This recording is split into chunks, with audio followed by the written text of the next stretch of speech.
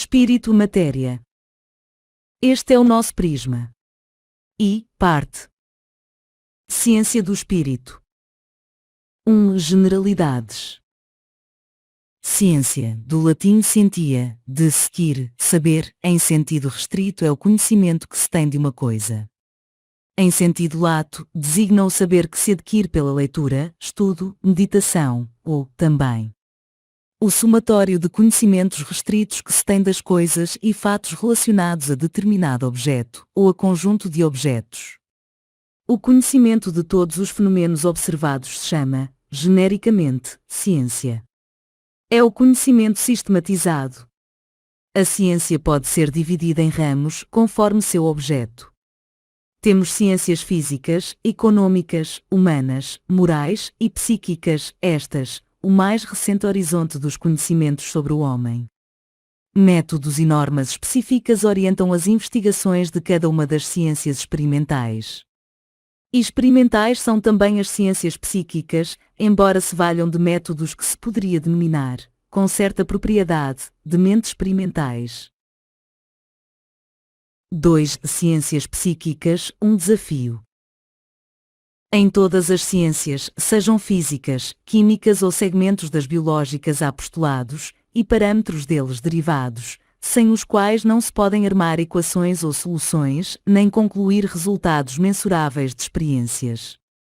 Quando se trata de investigação em planos transcendentes, como os que envolvem a existência da alma, por exemplo, o cientista fica inibido de aceitar conclusões a priori, pois se vê explorando terreno novo e movediço, onde a investigação se toma complexa. Tal perplexidade é compreensível, pois o campo escapa ao prosaico domínio dos 5 sentidos. Tudo parece vago, impalpável, volátil em excesso, quando não fantástico. Padecendo do temor de confundir ciência e religião, a aceitação dessa invisível realidade se prejudica também pelas controvertidas explicações que lhes dão as diversas confissões religiosas, conflitantes em muitos aspectos. Para aumentar as dificuldades, há a considerar que religião e metapsíquica cheiram a mortos, fantasmas, etc., tangenciando a atmosfera das lendas e mitos. Frente a esses obstáculos, a ciência se mostra confusa. Insegura, talvez. Mas esta atitude tem raízes no passado. 3. As raízes da insegurança. Subordinada durante séculos aos dogmas da escolástica medieval, mal libertada, no Renascimento, dos grilhões estáticos e anti-experimentais, foi com verdadeira volúpia que a ciência se lançou à pesquisa objetiva, na fruição de uma liberdade arduamente conquistada. Essa postura de fruição juvenil vem ela anacronicamente mantendo, com a agravante de se ter carunchado de preconceitos tão viscosos como os dogmas que enfrentou. Ela não acredita em demónios, é bem verdade. Mas repele, com desprezo idêntico ao dos antigos inquisidores, e a 6. Espírito-matéria. Mesmo a falsa superioridade, todos quantos informem alguma coisa sobre o universo desconhecido que existe além do nosso, tridimensional. Fenômenos que não fizerem oscilar agulhas não têm comprovação física, logo, estão proibidos de existir. Qual a face do medo, hoje? Juvenil embora as rugas de muitos séculos, juvenil porque ainda não viu esvair-se seu delimitado mão de pesquisas, a ciência insiste na distorção de só considerar pesquisáveis os sólidos das 3 dimensões cartesianas. As ciências psíquicas, por exemplo, conquanto tratem da mente, restringem seu objeto exclusivamente a criaturas vivas, quaisquer outras realidades ontológicas têm sido postas de lado pelos cientistas, que as consideram irreais ou improváveis, porque não as enxergam nem sentem. Todos os fenômenos que essas realidades ontológicas provocam nos seres humanos vêm sendo estudados unicamente como produto do cérebro vivo, e sempre vinculados à atividade mental. Foi com essa atitude temporã que a ciência chegou ao nosso tempo, avançando sempre. Mas sofrega em solucionar tudo que ainda há desafio no filão por ela delimitado. A física e a química, por exemplo, se lançaram a tantas pesquisas, com tamanho volume de resultados e informações que, em escassos 80 anos, foi ultrapassado o acervo científico de toda a história da humanidade, nesses campos. Com isso, foi possível pormos os pés na Lua e sondar melhor o cosmo, além do desenvolvimento de uma tecnologia de que a indústria avidamente se aproveitou, para criar armas mortíferas e produzir comodidades. Absorvida, ainda e sempre, por interesses materiais e imediatistas, no que põe suas efusões de adolescente encruada, é natural que a ciência não tenha interesse no estudo de fenômenos cujas raízes descem a campos tidos como imateriais, dimensões de espaço diferentes da nossa. Fenômenos de indiscutível realidade, mas que não quer reconhecer tão somente porque eles não podem ser cheirados, medidos, pesados. Essas dimensões, por se encontrarem em algum lugar além do plano físico, poderiam ser chamadas metafísicas. É com este termos, e em seu sentido mais simples, que nos referimos a esses fenômenos. Não se veja na palavra algum indício de lucubração abstrata, meta significa além de metafísica, portanto, indica simplesmente o que se encontra fora do campo físico. 4 E por si move, asterisco. Asterisco, exclamação de Galileu, que a teria sussurrado para si mesmo perante o tribunal da Inquisição. Condenado a renegar suas ideias sobre os movimentos da Terra. Submeteu-se aos juízes, mas disse, contudo ela se move. E por si move. Fenômenos inexplicáveis e de crescente intensidade vêm intrigando os cientistas desde meados do século XIX. Manifestam-se em criaturas especialmente dotadas, conhecidas como médiuns, sensitivos, profetas, curandeiros, videntes, etc. Em algumas delas dão-se fenômenos de premonição, há as que apresentam telecinesia, muitas a psicografia, ou psicofonia e outros fenômenos, todos já comprovados cientificamente e, muitos, até incorporados ao cotidiano de pessoas e comunidades. É de pensar que, não obstante sua insufismável evidência, ainda exista quem, em nome de uma atitude científica adolescente, se empenha em negá-los com fanático desdém. Isso não poderá durar indefinidamente. Encurralada por verdadeira avalanche de fatos, empurrada a confirmar a existência de algo que teria de chamar de alma, espírito ou sede da vida, com sobrevivência após a morte, a ciência está sendo compelida a abrir alguma válvula de escape. Terá que satisfazer, de algum modo, as pressões que sofre desde o século passado, ou investiga e dá explicação definitiva para a catadupa de importantíssimos fenômenos, ou confessa de vez seu dogmatismo cego, sua imaturidade e o medo das manifestações dos mortos. Eis o problema, o grande desafio de nossa época. E o impasse, também. No passado, apesar das desastrosas e inapeláveis decisões de tribunais científicos, pioneiros desassombrados realizaram trabalhos de imenso valor. Em fins do século XVIII, Mesmer tratou grande número de pacientes com método novo, baseado no magnetismo animal, provocou grande alvoroço na França. Depois dele vieram, entre outros, Liébault e Bernheim, que fundaram a escola de Nancy, Charcot, na Salpêtrière, e outras escolas. Em 1872, Richet batizou de metapsíquica a nova ciência, que se ocupava de fenômenos para além do psiquismo. Estava aberta a porta para a sistemática investigação da realidade do espírito.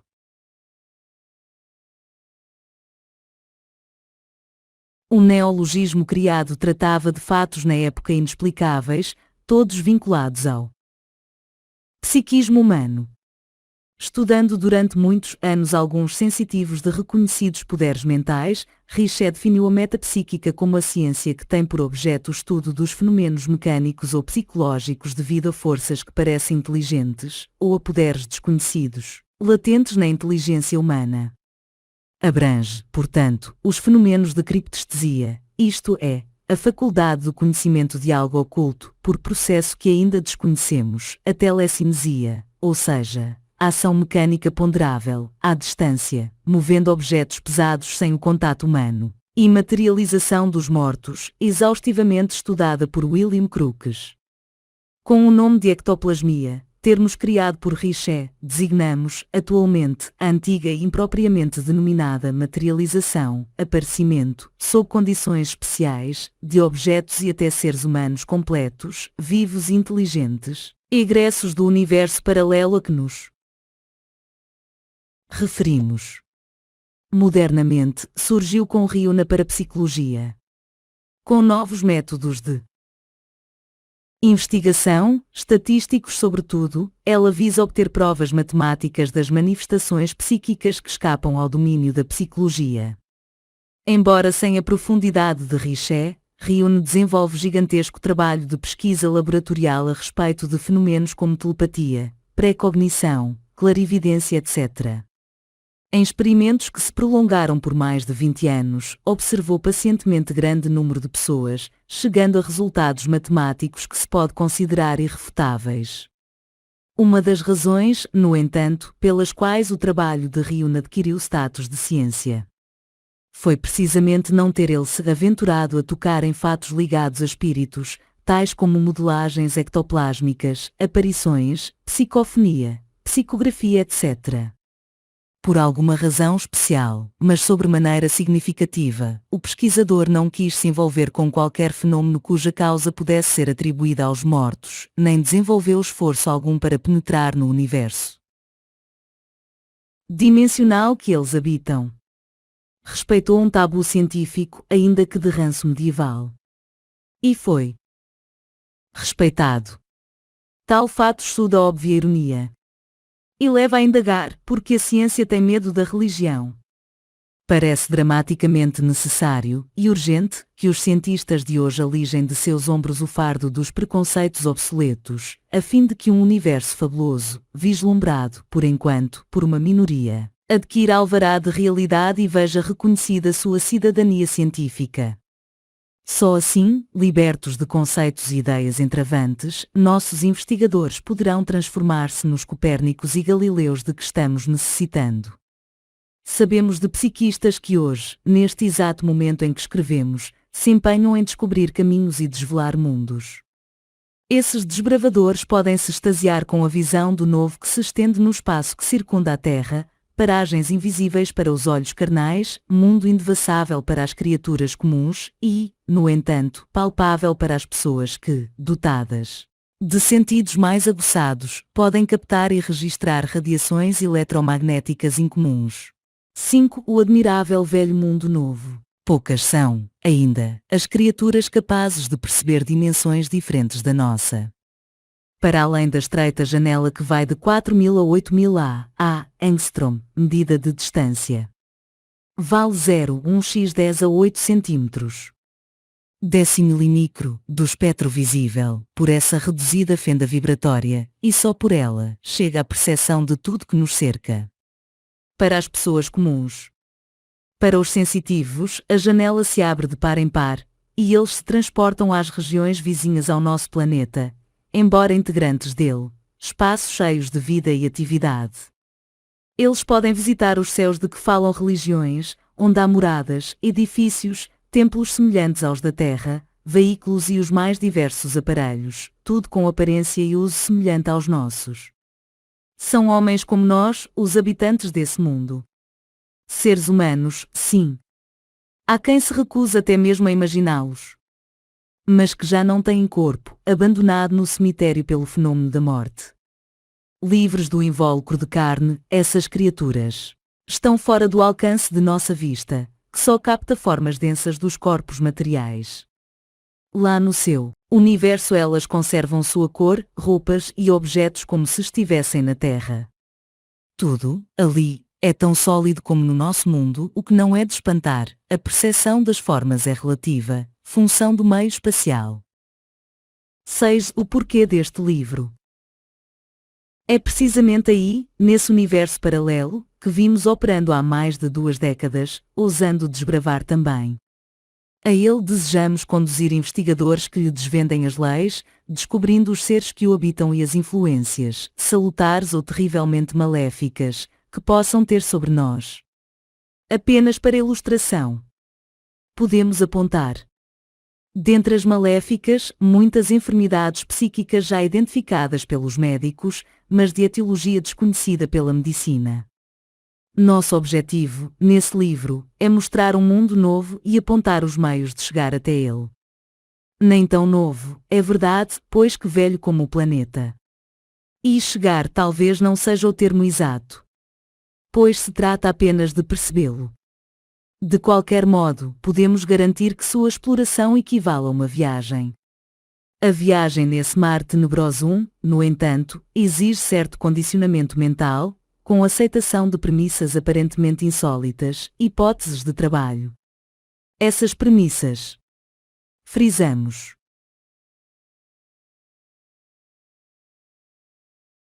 são formuladas cientificamente, não as consideramos dogmas de fé ou postulados religiosos, pois nossa investigação exclui qualquer proselitismo. Move-nos o objetivo de encontrar aplicações práticas e universais em benefício de toda a humanidade e não de fações. De novo, teremos o espaço dimensional de sede das causas. E também o objeto da pesquisa, o homem que existe além do homem. Como já expusemos, a ciência estabelece parâmetros e procedimentos fundamentais, a fim de armar equações que correspondam aos fatores observados e promovam o relacionamento analítico das leis em jogo. Tal como acontece na matemática, chamamos fatores da equação os elementos que dela participam. Seja qual for o nível em que operemos, físico ou metafísico, o desenrolar do processo segue normas idênticas ao método operacional e laboratorial que orienta as pesquisas físicas, de vez que todos os resultados convergem para o mundo fenoménico, isto é, para o mundo visível, pela presença, neste, do fato observado. Como o próprio nome indica, fenômeno é aquilo que aparece, pois a palavra, em grego, tem relação com o verbo aparecer. Tudo que aparece no mundo visível é fenômeno, manifesta-se, torna-se objetivo. Quando lidamos com fenômenos metafísicos, contudo, o aparecimento e a investigação se tornam mais complexos. Passamos a operar em outra dimensão, abordável somente através dos processos analíticos de raciocínio. Se o mundo físico, percebido diretamente pelos sentidos, já dificulta a identificação de suas leis, imagine-se o quanto será difícil a pesquisa dos horizontes da mente. Apesar disso e de todos os obstáculos, no entanto, a sistemática observação de tênues manifestações fenoménicas, filtradas para nossa dimensão, tem possibilitado surpreender elementos valiosos e muitas inestimáveis informações sobre esse universo paralelo.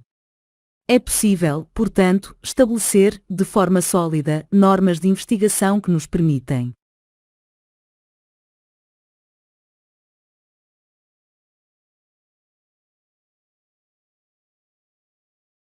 explorar e provar a existência desse universo, com a descoberta de meios de atingi-lo. Esse campo ou universo tem identidade própria e propriedades diversas das do nosso. Quanto às formas, não há diferenças muito apreciáveis em relação ao nosso mundo. Nas regiões mais evoluídas se observa enorme avanço tecnológico, muito superior ao nosso.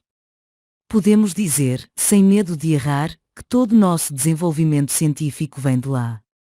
Mas nas zonas inferiores seus habitantes vivem dor e sofrimento, pois as leis morais sempre regem o comportamento do homem e determinam seu destino, como, aliás, afiançam as religiões. Embora possa surpreender, esse mundo se subordina às mesmas leis que nos regem. Temos observado que a lei da gravitação, da queda dos corpos e todas as outras conhecidas da física e da química atuam também lá, desafiando a argúcia dos sábios.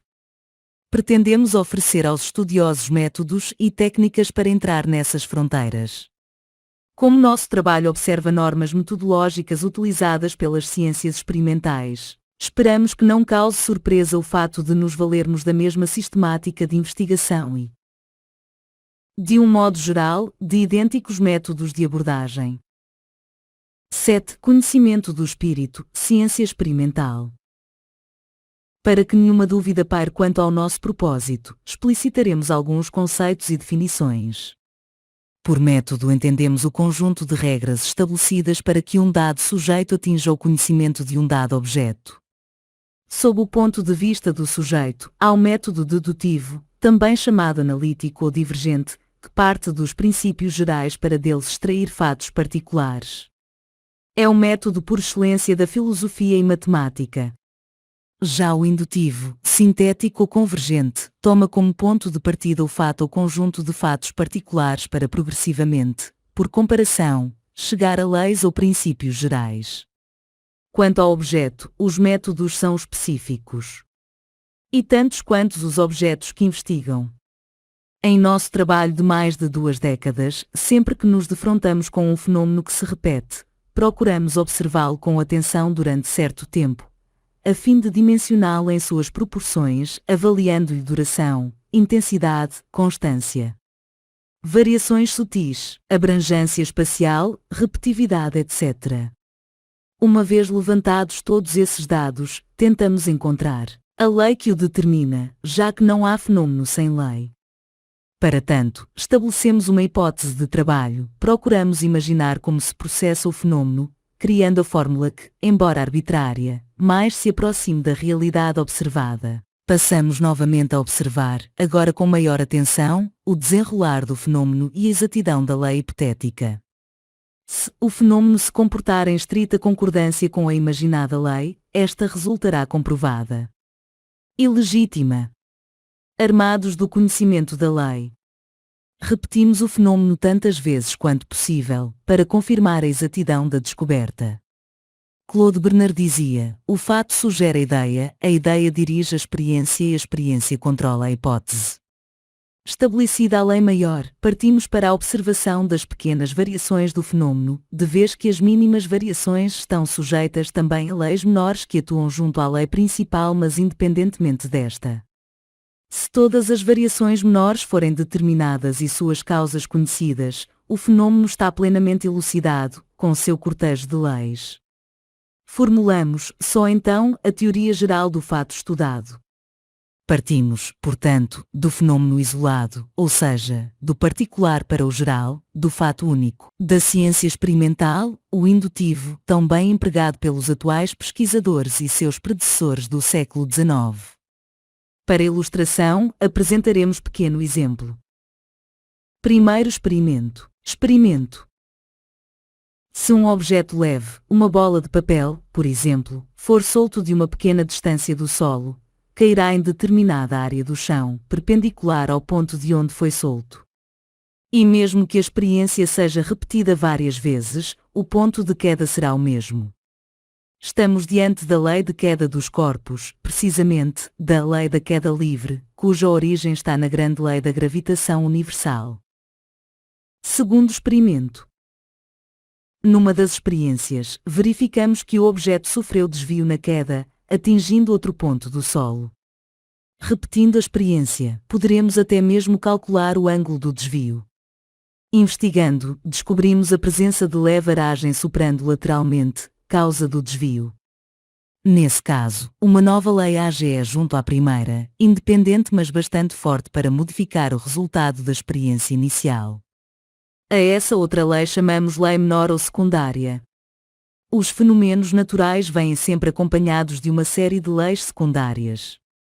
A observação constante e a longa experiência adquirida são os elementos que nos têm permitido identificar diversas leis que regem fenômenos e suas interações. Com tais explanações introdutórias, é possível passarmos à abordagem da sistemática de trabalho que nos ensejou devassar os horizontes paralelos mais próximos ao nosso. Horizontes, aliás, sobremaneira importantes, pois de lá é influenciada a maioria dos seres humanos, embora sua ignorância quase absoluta quanto à questão de tal magnitude. Advertimos, desde logo, que será necessário aceitar premissas novas. Sem elas não há possibilidade de compreender como tudo se processa. Não haverá perigo em acolhê-las, nenhuma delas constituirá dogma de fé, embora a aparência. São apenas elementos matemáticos que, dispostos com método, conduzirão a equações e resultados surpreendentes. Como primeira e imprescindível hipótese de trabalho será preciso admitir a realidade do mundo espiritual, a existência dos espíritos, e a possibilidade de serem reais e, portanto, legítimos fenômenos, embora escapem aos nossos sentidos. Se comprovada essa realidade o homem-espírito, desde a mais remota antiguidade o conjunto homem-espírito tem sido objeto de estudo e especulações. O conhecimento de nossa essência era constante preocupação dos povos antigos, que de sua importância tinham mais consciência do que nós, separados deles por milénios de cultura, recentes conquistas científicas e retumbantes avanços tecnológicos. Pelo que se depreende das páginas da história, essa consciência efetivamente diminuiu ao invés de se intensificar, talvez porque nos tenhamos distraído, ao longo dos milénios, com os perigosos brinquedos dos fanatismos religiosos e com matemáticos jogos de construir e destruir o que não é essencial. Distraídos, distraiu-se também nossa ciência, por falta de atitude científica, gritante paradoxo, ela hesita em explorar e conhecer a viva realidade de nossa essência, o espírito. A sabedoria dos antigos. Sábios da antiguidade chegaram a conhecer o homem-espírito muito melhor do que pôde conceber toda a nossa ideação moderna. Ainda estamos andando em círculos em torno da existência ou não da alma. Eles, aceitando a realidade do espírito, se preocuparam em dar o passo seguinte, investigar o modo ou processo de ligação dos dois. Essa pesquisa deu muitos frutos, de que restam algumas sementes. O estudo comparativo das várias concepções sobre a composição do homem, ao longo dos antigos colégios iniciáticos, escolas filosóficas e diversas confissões religiosas, apresenta notórias dificuldades porque complexo e, nos detalhes, confuso. Ao longo das eras e idiomas, no entanto, subjacente nas variadas terminologias uma certeza comum brilha e aparece como fundamental. Sábios e escolas dizem basicamente a mesma coisa quando aludem às etapas vibratórias de que se compõe o homem.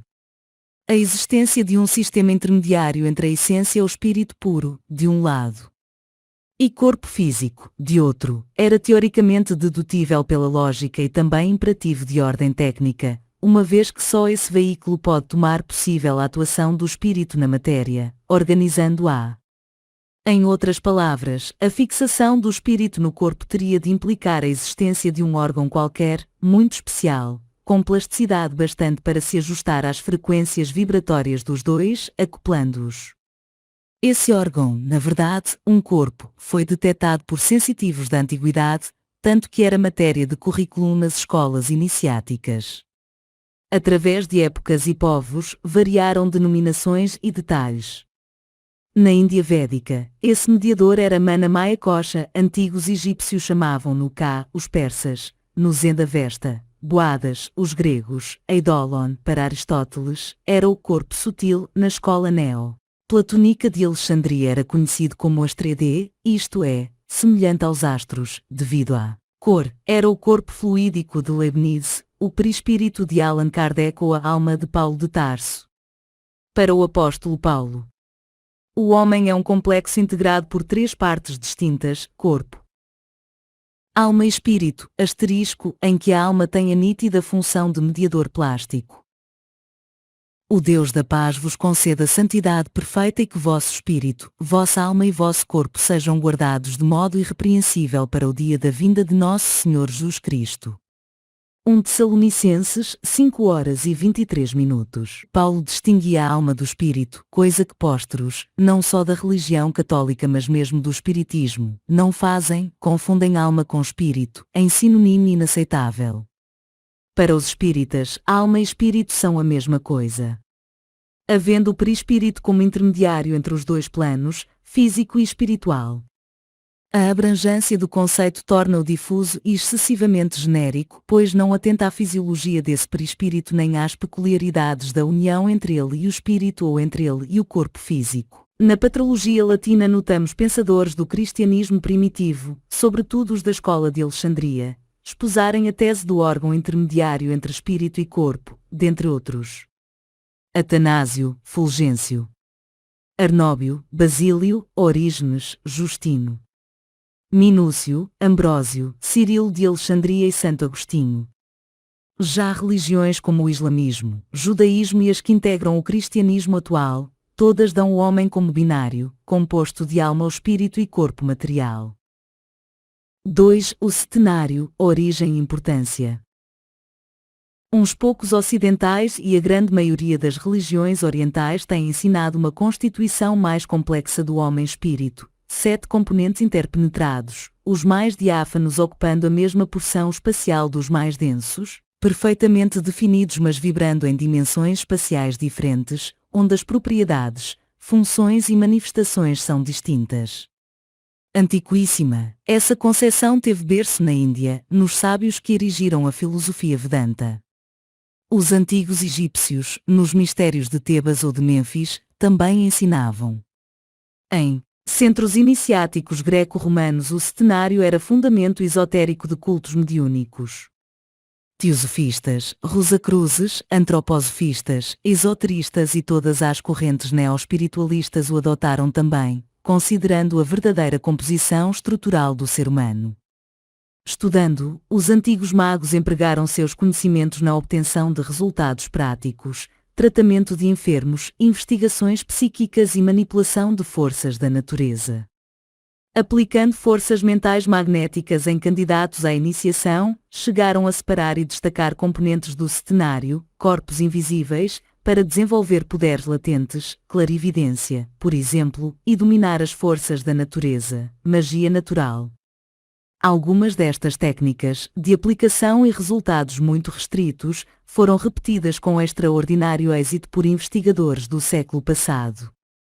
Eles puderam compor o homem-espírito em seus diversos corpos, através de passes magnéticos intensamente aplicados em sensitivos muito vibráteis, Lancelin, H.P. Blavatsky, A. de Rochas e Baradg. Confirmaram com seus experimentos o que os antigos já sabiam, compelindo as ciências psíquicas a considerar a realidade da múltipla composição estrutural do homem. Essas importantíssimas pesquisas, que, no entanto, ainda não foram encampadas pela ciência, podem ser divididas em dois grupos, conforme se fundamentam no ternário ou setenário. O ternário é fácil de ser entendido, porque simples, mas não explica a maioria dos fenômenos psíquicos do mediunismo. Já o setenário, conquanto mais complexo porque desdobramento do ternário, espírito, alma, corpo, em seus elementos fundamentais, permite compreender fenômenos psíquicos com mais nitidez. Além disso, abre variadas hipóteses de trabalho para, dentre outros campos de investigação, a pesquisa das causas de curas consideradas milagrosas ou impossíveis, o conhecimento de fatos ocorridos em vidas anteriores e das reminiscências gravadas na consciência atual. O apagamento de lembranças incomodas de fatos desarmônicos de vidas anteriores. 3. O bloqueio espírita. É lamentável que os espíritas estejam impedidos de contribuir para o progresso dessas investigações, porque bloqueados pelo conceito kardeciano de perispírito. Será necessário que alarguem seus conhecimentos em torno e além desse conceito para que possam começar a compreender as funções de todos os mediadores plásticos que existem entre o espírito puro e o corpo físico. Como a teosofia já identificou e deu nomes às etapas da seriação estrutural, aos espíritas bastaria incorporar este antigo conhecimento à sua maravilhosa doutrina admitindo o setenário. Nisso não haveria despropósito e tampouco novidade. André Luiz iniciou a distinção dos 7 corpos, de modo nítido, na extraordinária obra que Francisco Xavier psicografou. Além disso, pela psicografia de Hercílio Mais, Ramatiz segue a tradição oriental e também adota o setenário. 4. Os 7 corpos. Ou campos ou dimensões. De acordo com a concepção setenária, o homem-espírito se compõe de 2 estratos distintos, a tríade divina, constituída do eucrístico, e o quaternário inferior, ligado à personalidade imutável como ela. Nestes estratos, cada série ou corpo tem denominação e características distintas, funções específicas e manifestação limitada ao campo ou dimensão a que está distrito, pois cada um destes corpos vibra em universo dimensional distinto. De forma esquemática, eis a seriação do espírito à matéria. E corpo físico. O corpo físico é a carcaça carnosa em que vivemos, algo semelhante a um escafandro, pesado e quase incômodo, de que nos utilizamos para atuar no meio físico.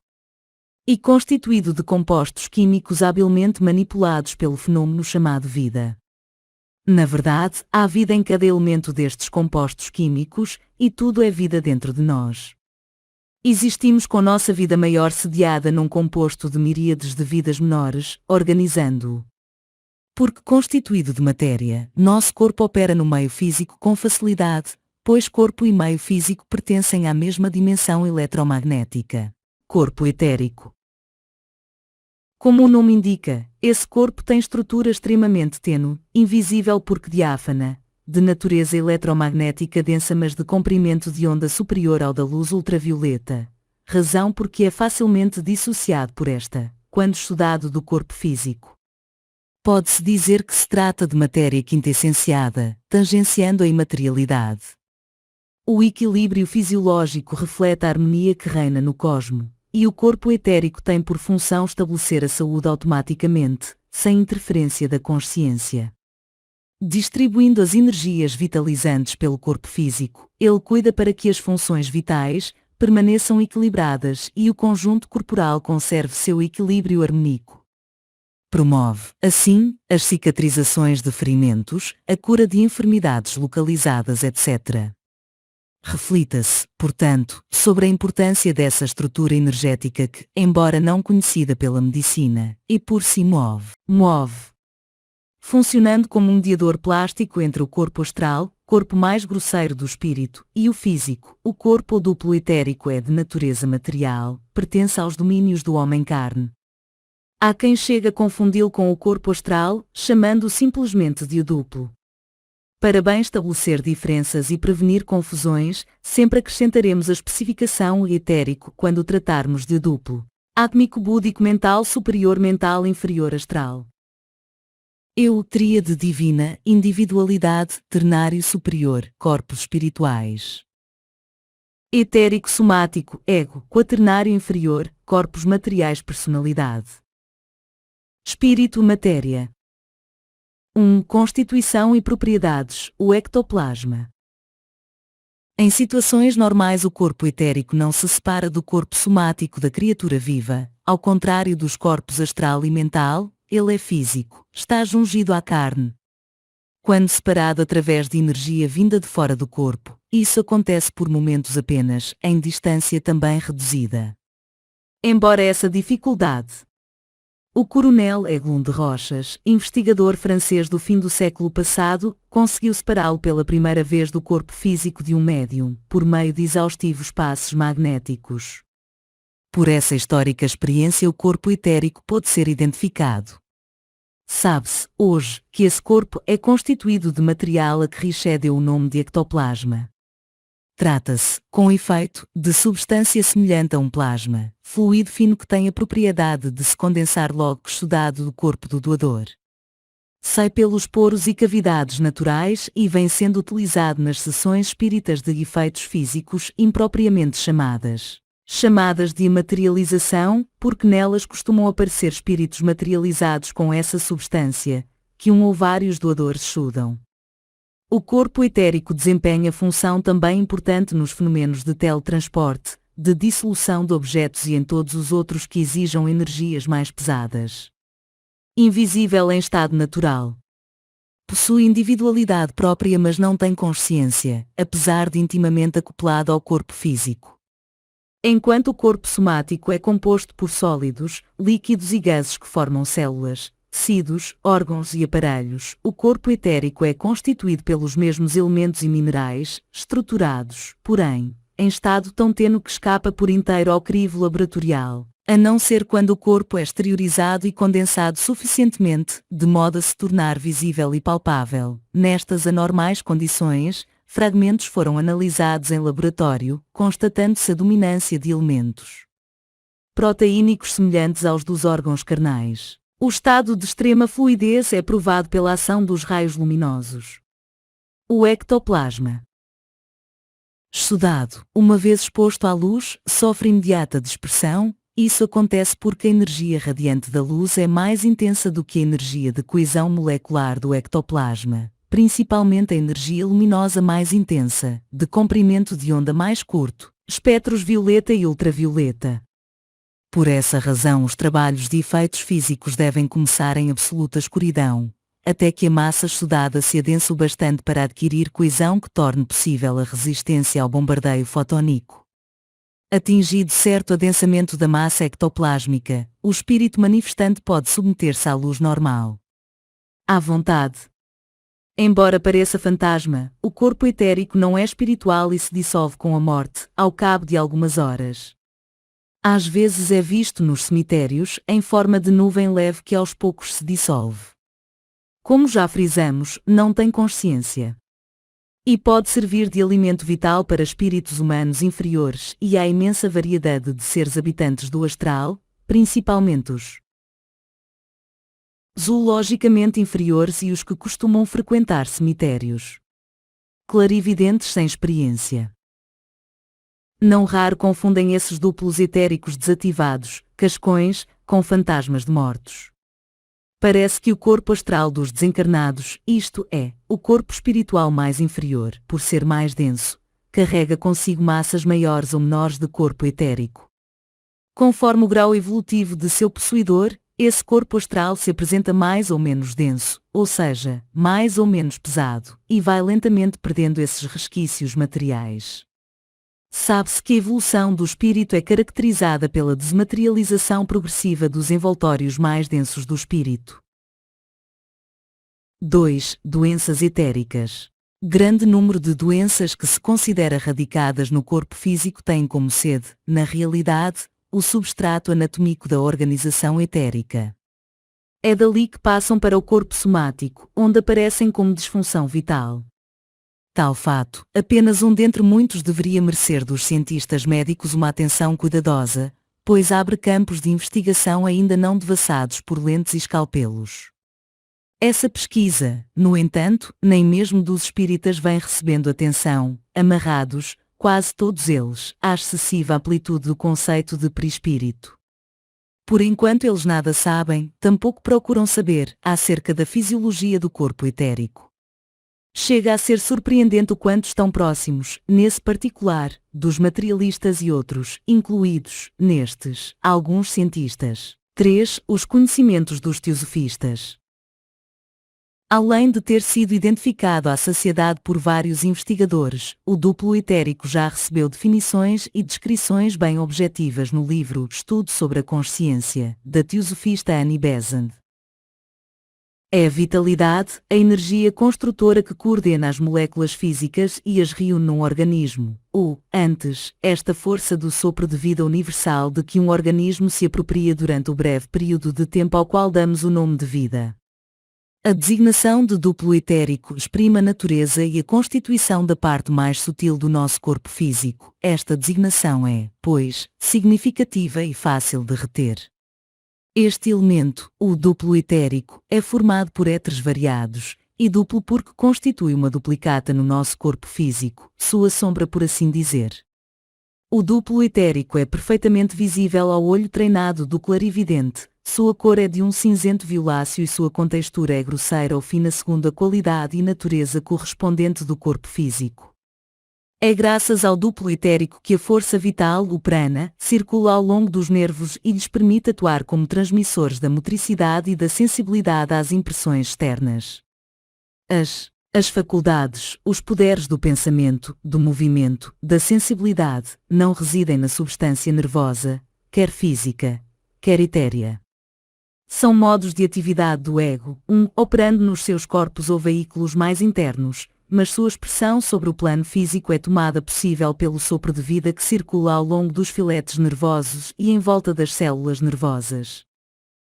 Por ego a autora quer se referir ao espírito imortal. Preferimos, por mais didática, a denominação de Rodin, eu para designar o espírito eterno e ego quando se trata da personalidade. Durante o sono natural, o ego. 2. A alma exterioriza-se para fora do corpo físico, deixando conjuntamente as duas partes, grosseira e etérea, corpo físico e duplo etérico. À morte, a alma exterioriza-se também, mas desta vez definitivamente, arrastando consigo o duplo etérico que abandona, completa e definitivamente, o corpo físico. 2. A autora novamente se refere ao espírito e confunde a alma com o espírito. Os grifos são da autora. Este duplo etérico aparece, às vezes, na câmara mortuária, imediatamente após a morte, mas sempre a pequena distância do cadáver. É ainda o duplo etérico a causa determinante das Numerosas aparições dos fantasmas, errando em volta do túmulo onde jaz o corpo físico que vitalizou durante a vida. 4. Uma ponte entre o físico e o astral. Por intermédio da estrutura etérica, todos os atos volitivos, os desejos, as emoções e quaisquer manifestações da consciência superior passam a atuar sobre o corpo físico ou, mais precisamente, sobre o cérebro carnal. Ela promove a necessária degradação de frequência entre o campo espiritual do astral e o campo físico. A atuação mais espetacular do duplo etérico ocorre nas sessões de efeitos físicos.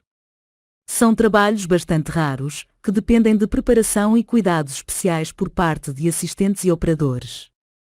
Para que um espírito se materialize até o ponto de poder ser tocado, apalpado, pesado, etc., é necessário que sua forma espiritual se revista de substância material. Essa substância, o ectoplasma, provém do duplo etérico de um médium doador. Estudada pelos poros e cavidades naturais, aparece, a princípio, em forma de uma espécie de gás pesado, denso, que aos poucos vai se condensando, toma forma pastosa, plástica, e o espírito comunicante com ela vai-se revestindo, até mostrar-se com o corpo que possuía quando encarnado. Com esse novo corpo, é contrapartida do seu corpo astral, o desencarnado pode permanecer entre os vivos por algum tempo, contado em minutos, ouve, fala, caminha, toca e é tocado, em tudo semelhante a um homem comum, vivo. No século passado, o renomado cientista William Crookes investigou durante 2 anos consecutivos a materialização do espírito Katie King. O caso, clássico, teve justificada repercussão por 2 motivos: a indiscutível credibilidade de Crookes e o assentimento do espírito em servir às pesquisas científicas. Nos fenômenos mediúnicos comuns, bem menos espetaculares, a importância desse mediador quase não aparece, não é palpável. Sem ele, no entanto, a comunicação entre os campos astral e físico seria impossível por falta de ponte. Todo espírito comunicante, que atua ligado ao médium, tem que usar esse estágio intermediário de frequência que permite acoplamento ressonante com o sistema nervoso do médium, até a modulação do pensamento do espírito e sua expressão pela psicografia, psicofonia e outros meios. 5. Efeito Karlin asterisco, efeito Karlin, leva o nome do pesquisador russo contemporâneo Semyon Karlin, de Krasnodar. Para quem prefere provas obtidas em laboratório, o efeito Karlin é interessante. Uma irradiação luminosa, fenômeno eletromagnético conhecido como efeito corona, aparece em redor dos objetos em que é aplicada uma corrente elétrica de tensão e frequência altas. Na produção dessa corrente costuma-se usar uma bobina de indução de Tesla. Seres inanimados, por exemplo, metais, têm emanação luminosa regular, um halo com dimensão, de forma e luminosidade uniformes. Nós seres vivos, o halo se modifica conforme as condições da criatura submetida à corrente elétrica. Essas alterações na forma e intensidade do halo refletem o dinamismo vibratório do campo, ou corpo, etérico. De modo algum constituem o retrato da aura, e muito menos do corpo astral, como acreditam alguns espíritas. São manifestações físicas, porque do corpo etérico. Estados patológicos podem modificar o padrão do eflúvio elétrico e o efeito Karlin indicará que algo anormal está acontecendo com aquele organismo. A razão disso é que as doenças afetam sempre e em primeiro lugar o equilíbrio energético do campo, o corpo, dinâmico, etérico, alterando-lhe a forma, e também o efeito. E corpo astral. No século II da nossa era, Orígenes, filósofo da escola neoplatônica, ensinava que o espírito tem um corpo vaporoso, a aura. No século IV, São Cirilo de Jerusalém diz: as almas dos defuntos têm corpos mais sutis que os corpos terrestres. O nome espírito é genérico e comum, designa-se por espírito tudo o que não tem corpo espesso e pesado. Na mesma época, Santo Hilário de Poitiers afirma: não há coisa alguma na natureza e na criação, seja no céu, seja na terra, seja entre as coisas visíveis, seja entre as invisíveis, que não seja corporal.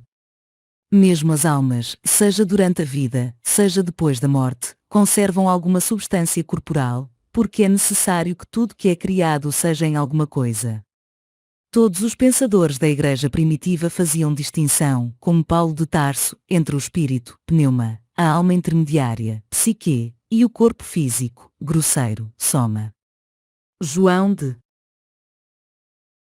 Salonica, no segundo concílio de Niceia, declara: os anjos, os arcanjos e também as almas são, na verdade, espirituais, mas não privadas de corpos. São dotadas de um corpo tênue, aéreo, ígneo. Citações da obra de Antônio Freire, Da Alma Humana, ed. Feb. Essa alma, de que tantos autores antigos demonstravam ter surpreendente conhecimento, recebeu de Kardec o nome genérico de perispírito. Nesta denominação foram abrangidos os diversos corpos sutis, até mesmo o etérico, que, no entanto, é físico. Para Kardec são sinônimos, portanto, alma e espírito. Para nós, alma e perispírito é que deveriam ser sinônimos, ambas as expressões designando o conjunto de envoltórios do espírito, desde o corpo astral aos outros, mais sutis, com óbvia exceção do etérico. Convém ter sempre presente essa diferença conceitual, para evitar futuras distorções no entendimento da matéria deste livro. Tudo indica que a alma a que se referiam estes e outros sábios é na verdade o corpo astral.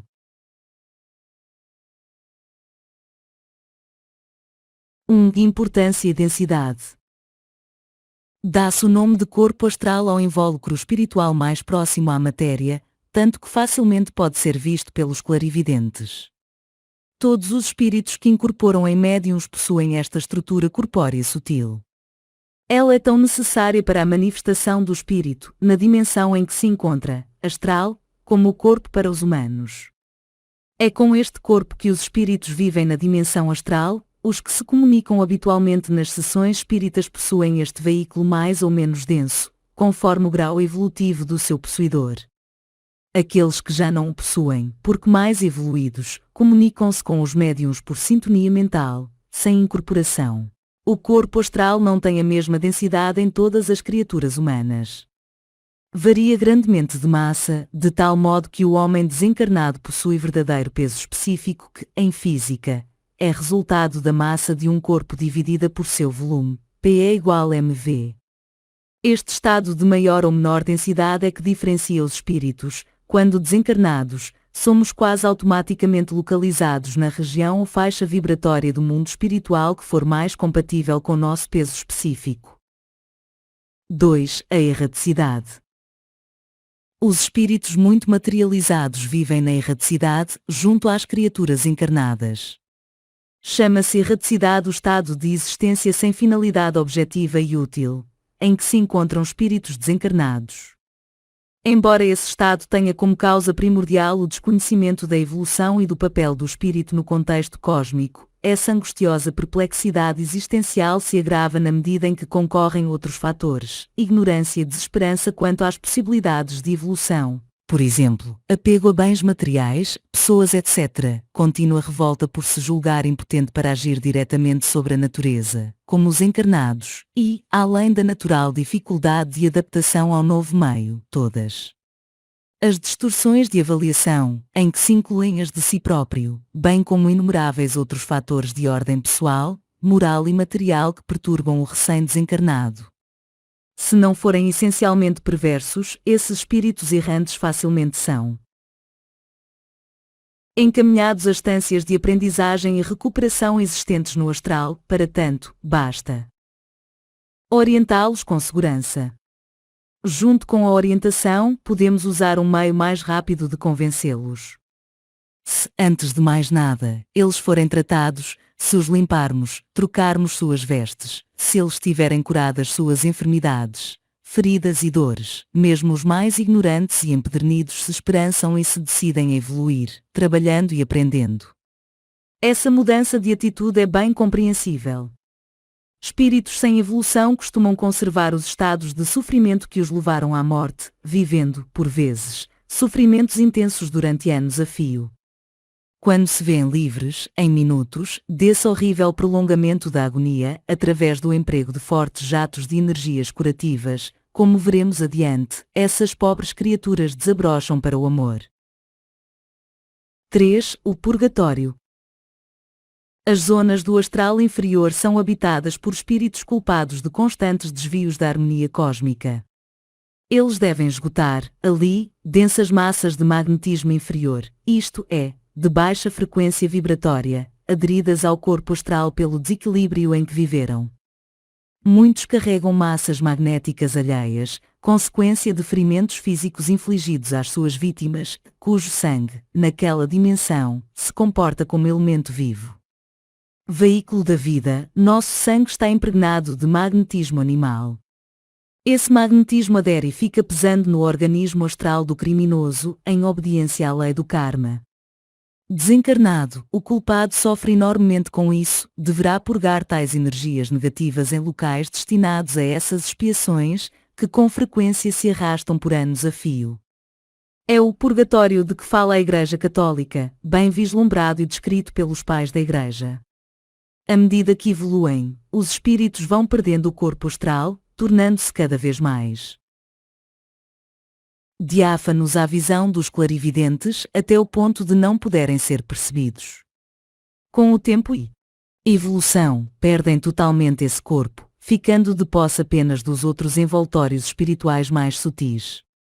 Mas todos esses envoltórios perispirituais são, ao seu tempo, também abandonados, até restar unicamente o espírito puro, na plenitude crística. Neste estado os espíritos gozam da visão de Deus, como têm afirmado iluminados de todas as épocas. 4. Os médiuns astrais. André Luiz e outros mensageiros espirituais nos falam de um fato aparentemente estranho, a necessidade de médiuns entre os desencarnados habitantes do astral para que possam receber comunicações de espíritos superiores, que, por evolução, perderam os envoltórios mais densos, com esclarecimentos e orientações para todos os que vivem em comunidades astrais de aprendizado e trabalho. Essas entidades superiores normalmente não são vistas pelos espíritos ainda vestidos de corpo astral, da mesma forma que seres humanos não costumam enxergar espíritos. As revelações de André Luiz chocaram os espíritas ortodoxos, ignorantes dessa realidade e da fisiologia da alma, levando muitos deles a repudiar, como fantasia, todo um tesouro de informações. No entanto, o fenômeno é lógico e consequência natural do processo de encarnação.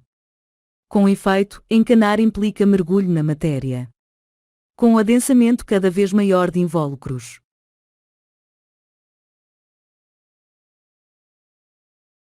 O Corpus.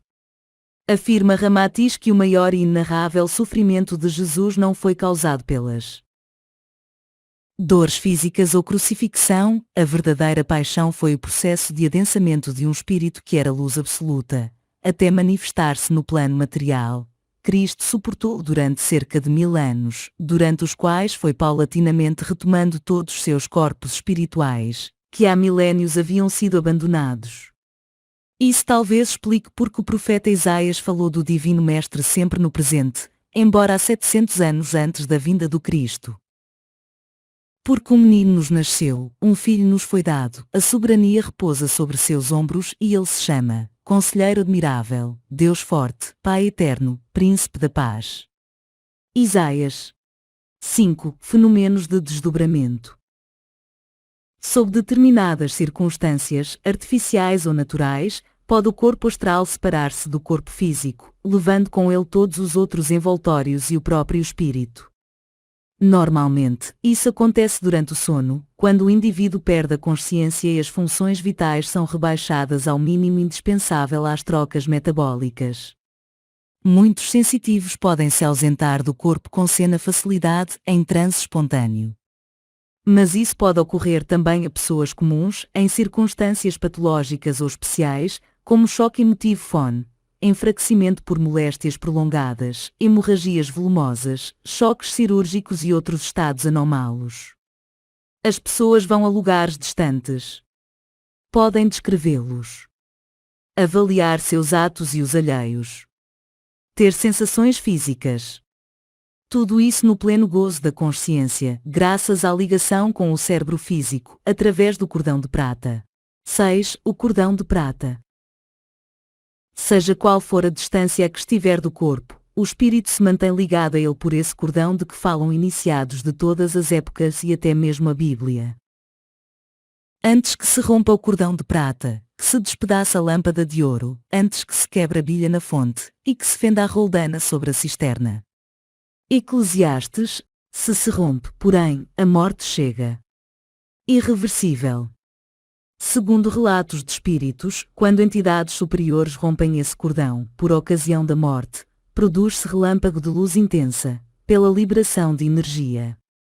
Constituído por alguma forma de energia de alta intensidade, este fio luminoso e brilhante se liga ao corpo físico através do duplo etérico, no qual se enraiza através da cabeça e de miríades de conexões filiformes que abrangem toda a estrutura etérica. Teria semelhança com um cabo de alta tensão se não fosse inconcebivelmente dúctil, pode afinar-se até espessuras mínimas, permitindo que o espírito de uma pessoa viva se distancie do corpo físico e do etérico por milhares de quilômetros, em viagens astrais. Ele não se rompe e mantém o espírito como dono e diretor do corpo, através do processo maravilhoso, ainda não desvendado, todas as funções vitais do nosso organismo são preservadas. 7. O desdobramento apométrico. Até com mais eficiência, o espírito pode afastar-se do corpo físico por imposição de natureza magnética, comandado por pessoa treinada. Nisto reside a apometria, matéria principal deste livro, técnica de largo uso para tratamento de espíritos encarnados ou desencarnados. Este fenômeno, a que chamamos de desdobramento apométrico, abriu-nos as portas para a investigação sistemática da dimensão astral, verdadeiro universo paralelo ao nosso. Constatamos que, com o tempo, sensitivos treinados no desdobramento apométrico adquirem tal consciência de suas potencialidades e limitações que se deslocam nessa dimensão como se estivessem no plano físico. Vão a outros locais às vezes longínquos, trabalham, auxiliam, tratam de enfermos espirituais encarnados ou desencarnados lado a lado com espíritos desencarnados socorristas, aos quais prestam inestimável auxílio. 8. Propriedades e funções do corpo astral. Esta facilidade de separar-se do corpo físico é característica do corpo astral. Imaterial e de natureza magnética, não tem constituição fluídica como o duplo etérico, não se condensa e tampouco forma objetos materializados, pois de natureza completamente diversa da matéria. No entanto, pode ser modelado pela ação da força mental, com relativa facilidade. Desta propriedade nos servimos em técnica de tratamento de espíritos enfermos, aleijados, mutilados ou feridos. Ainda sentem o sofrimento das enfermidades que lhes provocaram a morte.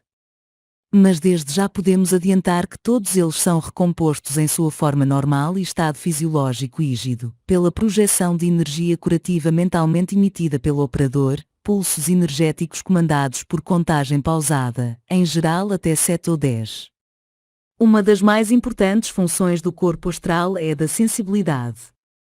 Sabemos que ela reside nesse campo ou dimensão. O corpo físico apenas transmite estímulos recebidos, cabendo à estrutura o registro da sensação dolorosa ou de prazer. Os vícios são de natureza psíquica exatamente por causa disso, sua origem está no astral, é o astral que sente.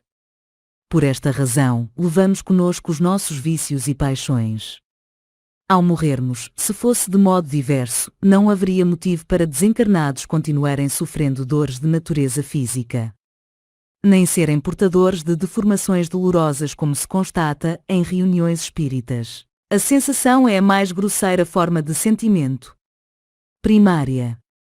Instintiva. Já a emoção tem mais complexidade, ligando-se ao desejo, pode ser exacerbada até atingir a normalidade da paixão. Mas não nos esqueçamos que tanto sensações como emoções são estados muito importantes de consciência, pois dão colorido e força aos nossos atos. A luta maior que travamos contra nós mesmos, em favor de nossa evolução, consiste precisamente em refrear, policiar e dominar desejos e sentimentos, principalmente as paixões.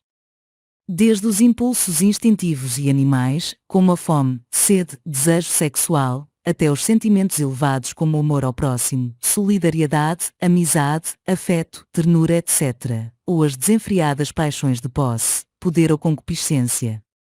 Todas as emoções e desejos se manifestam no mundo astral. desse corpo, e por evolução, os sentimentos se devem e passam a outros níveis de consciência, próprios de espíritos superiores.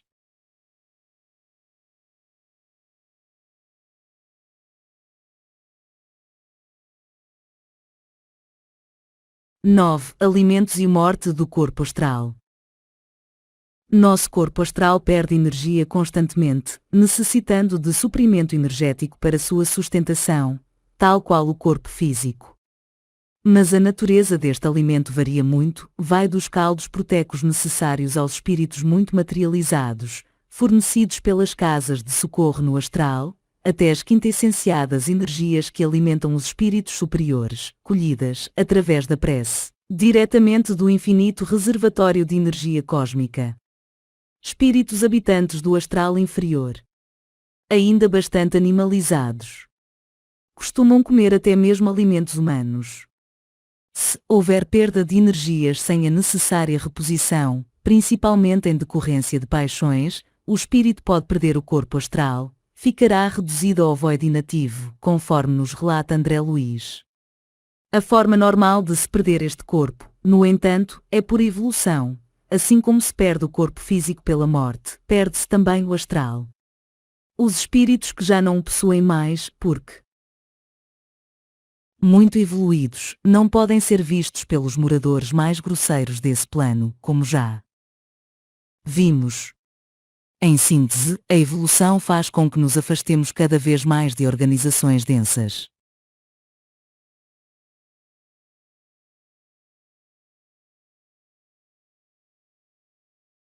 próprias da matéria, até abandoná-las por completo. A evolução, por outro lado, pode também nos levar este corpo, exatamente como se perde o corpo físico em consequência de vícios e paixões. IV. Corpo mental. Este é o veículo de que se utiliza o eu cósmico para se manifestar como intelecto concreto e abstrato. Nele a vontade se transforma em ação, depois da escolha subjacente ao ato volitivo. Campo do raciocínio elaborado, dele brotam os poderes da mente, os fenômenos da cognição, memória de avaliação de nossos atos, pois que é a sede da consciência ativa, manifestada. Enquanto do corpo astral fluem a sensibilidade física e as emoções, o veículo mental pode ser considerado fonte da intelectualidade. De certa forma, o corpo mental ainda constitui invólucro inferior, pois padece da horizontalidade desses fenômenos ou funções a que se convencionou chamar intelecto. Somente em níveis superiores de consciência, em que estão presentes, no mais alto grau, as virtudes que resultam do afetivo amor por todos os seres, pode manifestar-se a espiritualidade mais elevada, nossa essência. 1. Mental concreto e mental abstrato. Este campo, corpo ou dimensão do homem-espírito costuma ser dividido em dois, para melhor compreensão. Corpo mental concreto, chamado também de mental inferior, trata de percepções simples e bem objetivas, como, por exemplo, de objetos materiais, pessoas, casas, veículos, etc. Corpo mental abstrato, corpo causal ou mental superior, elabora e estrutura princípios e ideias abstratas, buscando sínteses ou conclusões que, por sua vez, são geradoras de novas ideias. É assim ad infinitum, processo responsável pelo avanço científico e tecnológico, além de todo o nosso embasamento filosófico. Exemplos: a percepção de um cubo através dos sentidos, conhecendo seu tamanho, cor, arestas, peso, cheiro, gosto e o som que possa fazer ao cair ou tocar outro objeto, constituem funções típicas do corpo mental concreto ou inferior. Ele registra aquilo que, exterior à nossa pele, impressiona nosso sistema nervoso. Avaliar volume, área, peso e propriedades desse mesmo cubo, por comparação com outros objetos semelhantes ou através de método mais sofisticado, formular teorias geométricas, relacionando símbolos e leis. Essas são algumas das funções típicas do corpo mental superior. 2. Aura, projeções mentais. O corpo mental tem forma aproximadamente ovoide, envolvendo o corpo físico. Suas porções periféricas constituem a aura, que tem tamanho e cores variáveis de acordo com a frequência dos campos vibratórios gerados pelos pensamentos. Aos clarividentes é fácil perceber o que se passa na mente das criaturas. Pensamentos bons têm cores claras, cristalinas, brilhantes, os inferiores, ódio, inveja, maldade, vingança, etc., apresentam cores escuras, densas e desagradáveis. A aura, portanto, revela a nota tônica do campo mental das pessoas. A energia da mente pode ser projetada no espaço através de estruturas conhecidas como formas pensamento, constituídas de um núcleo de energia com forma moldada pela mente que as projeta. Elas podem prejudicar ou beneficiar as pessoas que visam, conforme a vontade de quem as crie, consciente ou inconscientemente. Negativas, assumem formas de dardos, setas, projéteis ou campo turvo, por exemplo. Positivas, com mais eficiência tomam as formas que o operador desejar. Podemos, por exemplo, empregar a energia da mente também para beneficiar espíritos desencarnados, limpando-os, vestindo-os e alimentando-os, no objetivo de melhorar suas condições espirituais. O campo natural dessa energia é o mental. Projetada, ela normalmente atua primeiro sobre o campo ou corpo mental de outros seres, daí passando para os corpos ou campos astral e etérico, para enfim agir sobre o físico, já convertida em ação psicomotora. Se lançada com emoções, porém, se revestirá de massas magnéticas tanto mais densas e turvas quanto mais baixas, e negativas, forem as frequências vibratórias das emoções, nestes casos, em que se inclui a geração de formas pensamento, a energia mental emitida atingirá primeiro e diretamente o corpo astral da criatura visada, de onde passará para o etérico e, em seguida, o físico. O pensamento é força viva, nunca esqueçamos. A energia que projeta é proporcional à potência da mente e à força de vontade do emissor. 3. Outras propriedades. Não se conhece, na intimidade, a fisiologia desse campo, estrutura, dimensão ou corpo que chamamos mental. Tudo indica, porém, que seja de natureza magnética, com frequência vibratória muito superior à do corpo astral. Que a energia mental é de natureza magnética parece indicar experiências que vimos fazendo desde há 12 anos, e das quais se originou uma das nossas mais interessantes técnicas, em tratamentos de desobsessão, a despolarização dos estímulos da memória, de que trataremos adiante. Por pertencer ao universo dimensional próprio, o corpo mental apresenta propriedade e funções específicas, além de ação mais poderosa e penetrante que a do corpo astral.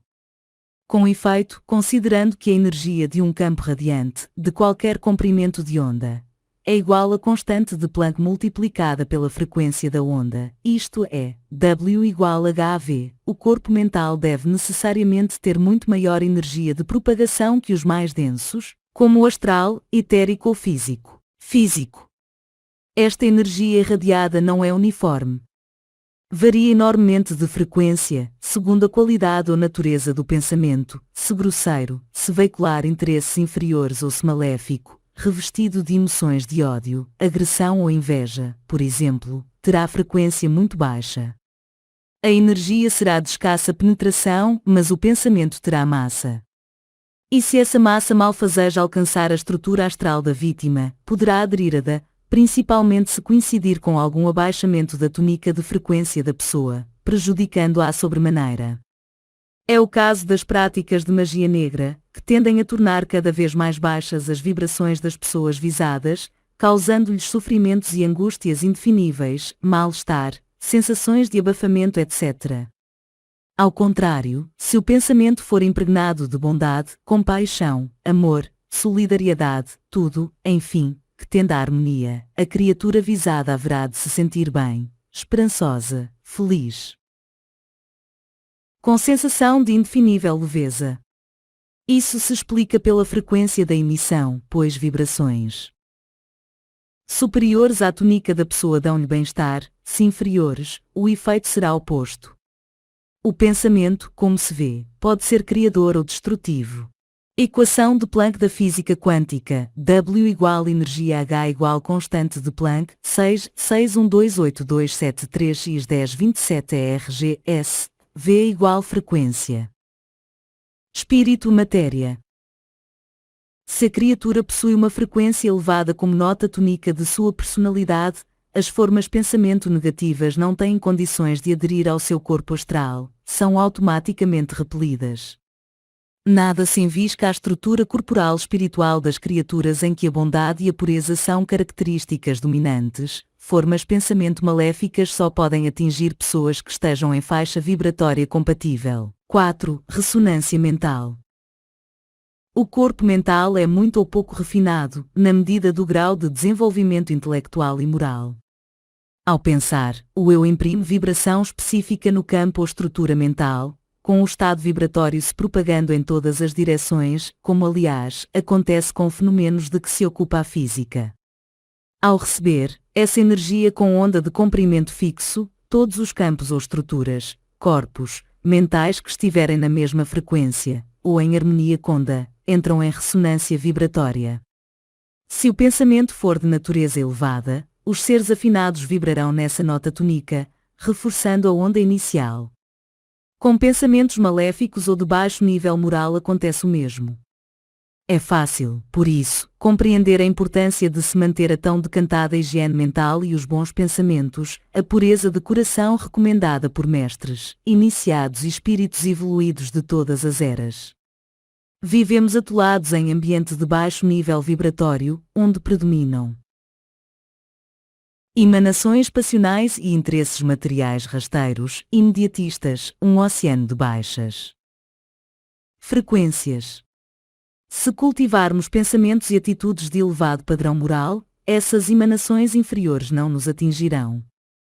Mas se procedermos de modo inverso, estaremos sintonizando essas faixas negativas, rebaixando nosso tônus vibratório mental e, em consequência, afundando em processo de inferiorização que implica sofrimento, conflitos e doenças. 5. As enores. Pietro Baldi chama as ondas de pensamento de enores, correntes de pensamento. Delas, as superiores têm aspectos criadores, pois que, ao incidirem seres já de si harmônicos e receptivos, podem despertar neles os mesmos pensamentos de que são portadoras. Atuam de modo fecundante e, nisso, têm extraordinária semelhança com os fatores exteriores que fazem despertar, germinando, a vida que uma semente tem. Por exemplo, se uma onda de pensamento místico atingir um materialista, para quem a devoção é desprezível ou mesmo desconhecida, pode despertar nele ideias sobre religião, alguma curiosidade para com determinada abstração, ou fenômeno semelhante. As enores provocam ondas afins, emitido, o pensamento de devoção vibrará, suscitando devoção, mas o objeto desta pode ser diferente, conforme o corpo mental de cada receptor. Em suma, a onda mental transmite o fio do pensamento. Mas o tecido e sua cor são obra do corpo mental do receptor. Embora nossa abordagem desse campo mental seja de modo a transmitir noções, e, por isso, superficial, o leitor deve ter compreendido o essencial: o pensamento é força viva. Isso, por enquanto, é o bastante. 6. O que nos reserva o estudo do corpo mental. Temos elementos analíticos para admitir que o plano mental vibra em outra dimensão, situada além do tempo e do espaço. Ela é sede de todos os fenômenos de clarividência, telepatia e pré-cognição. Por transcender às dimensões cartesianas, a que os outros corpos inferiores estão subordinados, astral, etérico e somático, pode o sensitivo que se projetar a essa dimensão conhecer fatos passados com precisão de detalhes, predizer o futuro e adivinhar o pensamento dos circunstantes. O homem, vivendo ainda nos estreitos moldes atávicos, fruto dos milénios de sua evolução, que o jogou à vivência material, não despertou para o conhecimento desses novos horizontes, por isso não sabe nem acredita nessas possibilidades. Assim como também não sabe, ou não crê, no universo dimensional do plano astral, o que o leva a negar sua realidade, e os espíritos de roldão. Nessas condições, somente sabe as coisas mais imediatas e comezinhas de sua vida de relação, no plano físico, e julga que só as manifestações relativas a ela constituem a realidade existente. Por essa razão, um filósofo sentenciou: o homem somente sabe e entende aquilo que lhe permite a ordem natural das coisas, fora disso, não pode nem sabe mais. No entanto, dentro dele mesmo, em níveis inacessíveis ao comum dos mortais, coisas insuspeitadas existem, e poderes não vislumbrados ainda estão desconhecidos, embora presentes. É possível, então, pensar-se que os arcanos da natureza, ainda selados para a grande massa de profanos, possam ser desvendados àqueles que tenham olhos de ver. 7. Tempo e espaço não existem na dimensão mental. O homem vive jungido às formas atávicas no mecanismo de pensar e reagir aos estímulos, fruto dos milénios de sua evolução biológica. Assim, seu psiquismo é extremamente embutado frente às realidades psíquicas de que é portador. O que vale dizer que ele não desenvolveu essas faculdades que lhe são inerentes. Embora esteja equipado pela natureza, no natural evoluir da espécie, com um sistema nervoso central bastante desenvolvido, não aprendeu a usar o prosencéfalo astral e mental. Essa é a razão pela qual limita-se a viver existência praticamente constituída de respostas imediatas aos estímulos do meio ambiente.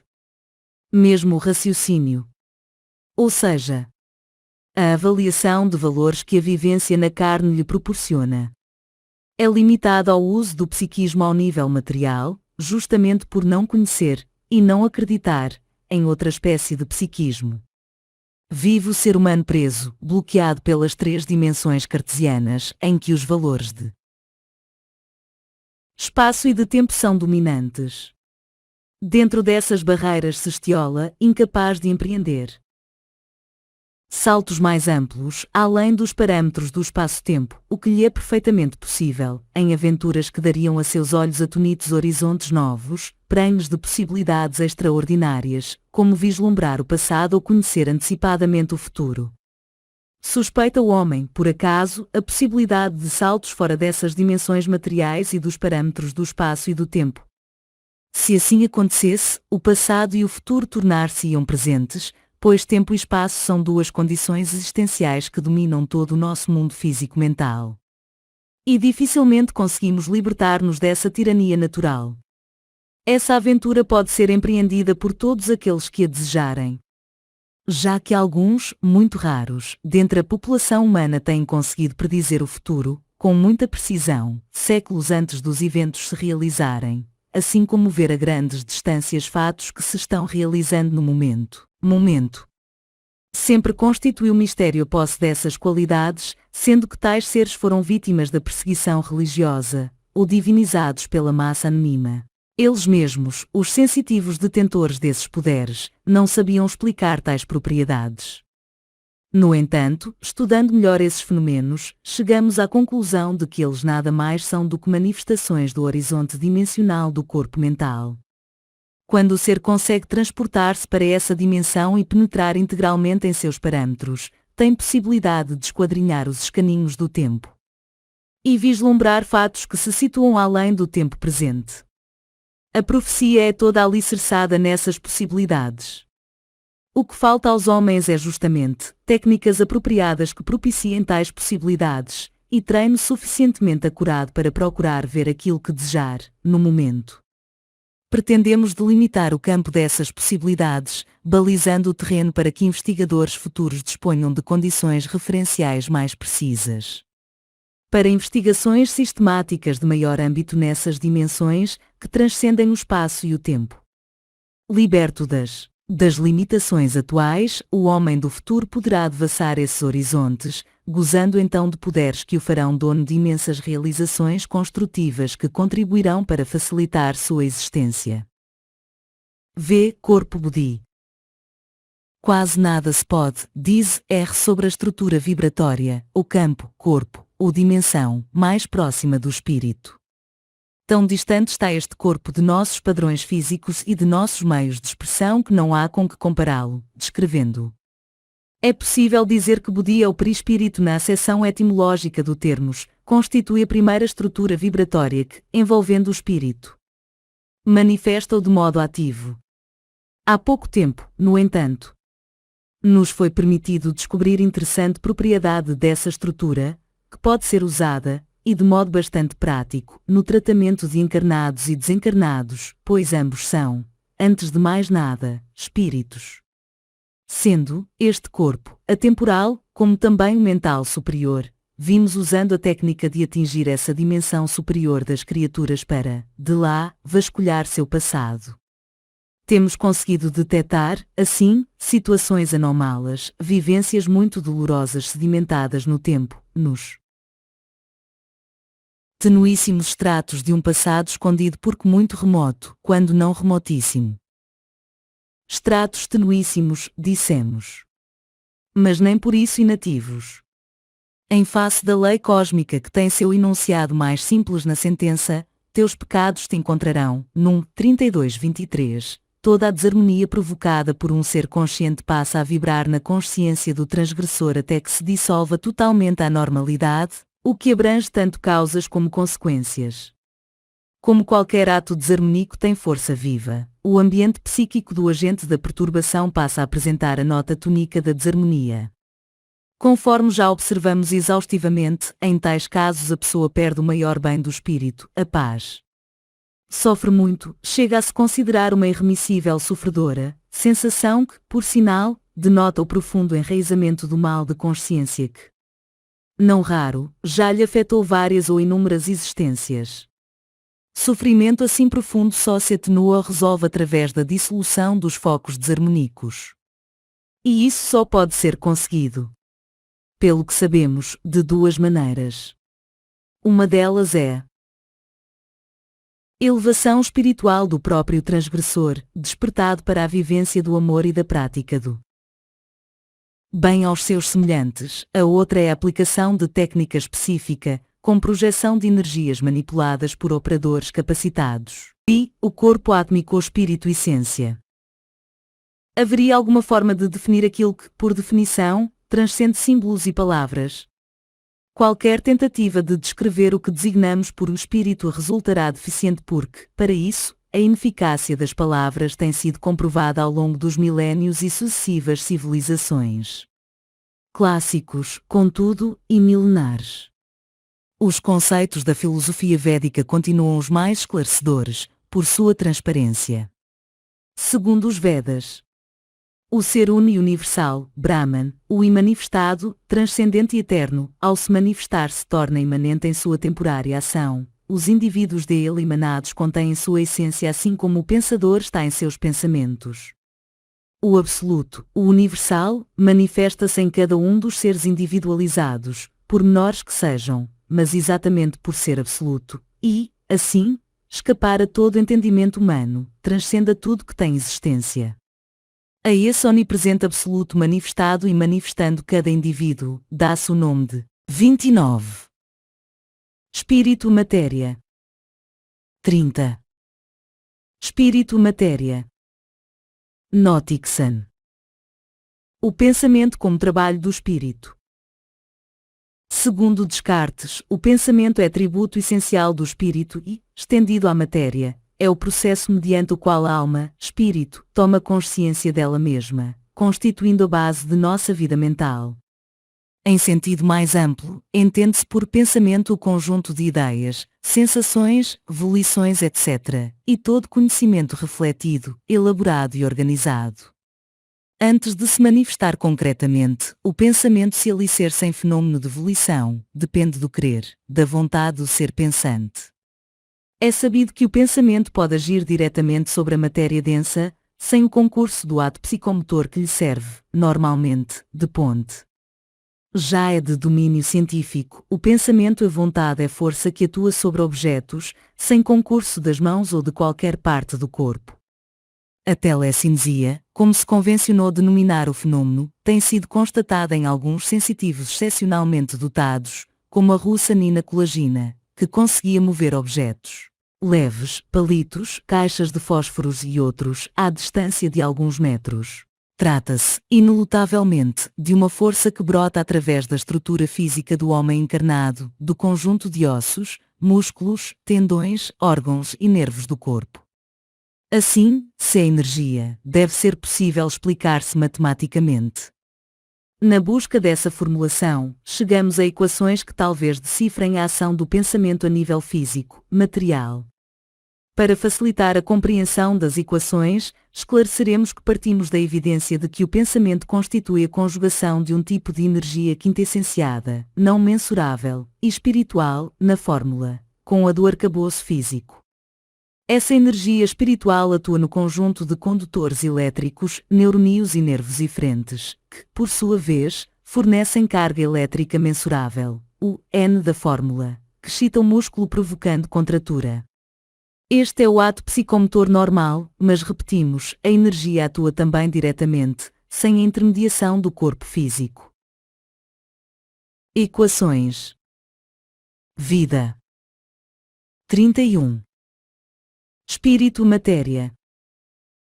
W igual energia N igual número de neurónios ou unidades fixadoras e ou condutoras de elétrons. N igual número de unidades elétricas do animal em estudo. A fórmula pode ser simplificada, no nível humano, usando a equação para quantificar a energia de um neurônio associado ao psiquismo, teremos de onde se poderá deduzir a seguinte lei, que rege o pensamento como operação do espírito. A energia do pensamento manifestada no campo físico é igual ao produto da energia elétrica neuronal, EN, pela energia psíquica, da alma, na potência V, quando V tende para o infinito. Aplicada no mundo astral, no trato com espíritos desencarnados, a energia mental produz resultados a bem dizer espetaculares. Encarnados, podemos transformar a energia neuronial, que é corrente elétrica somática, o vetor Z, conforme iremos ver, e, unindo-a à energia cósmica, vetor K, através da mente espiritual, projetá-la para a dimensão astral ou física, à nossa vontade. No mundo físico, a manifestação normal é o ato psicomotor. Se projetada no plano astral, visando o espírito encarnado ou desencarnado, produz resultados que surpreendem, embora na dependência do que poderíamos chamar de densidade do meio. É comum nos depararmos com hipnotizadores e magnetizadores que agem sobre os circunstantes tomando os marionetes de suas vontades. Nesses casos, a resultante das energias em jogo, o vetor, atua diretamente sobre a dimensão astral das pessoas visadas, dominando-se a ponto de terem alterado as suas condutas, com prática de atos estranhos aos seus hábitos. Note-se, por importante, que este fenômeno é uma constante em quase todos os tipos de obsessão. A mente movimenta forças vivas.